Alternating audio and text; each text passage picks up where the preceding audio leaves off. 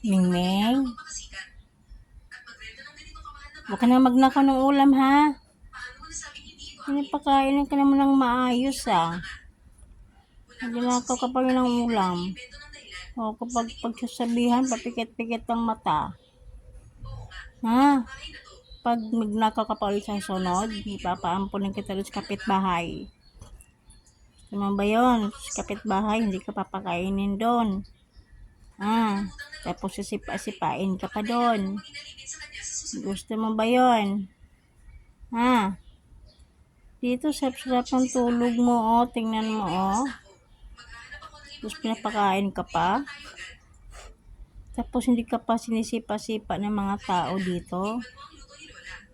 Diba? Napakaswerte mo, pusa.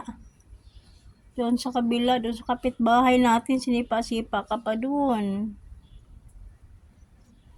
Uy. Harap dito.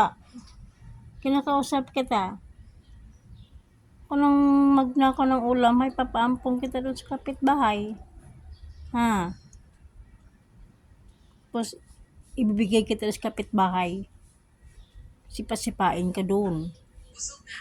Hindi ka papakainin doon. Tapos, hindi pa maganda tulugan mo doon. Walang ka munang ulam,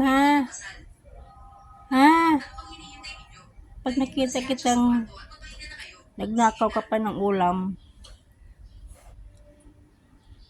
papadala kita doon sa papaampong kita doon sa kapitbahay. Aba.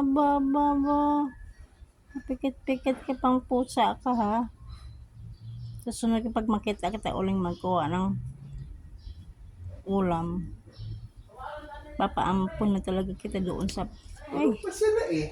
papaampon talaga kita sa kapitbahay. Sige ka.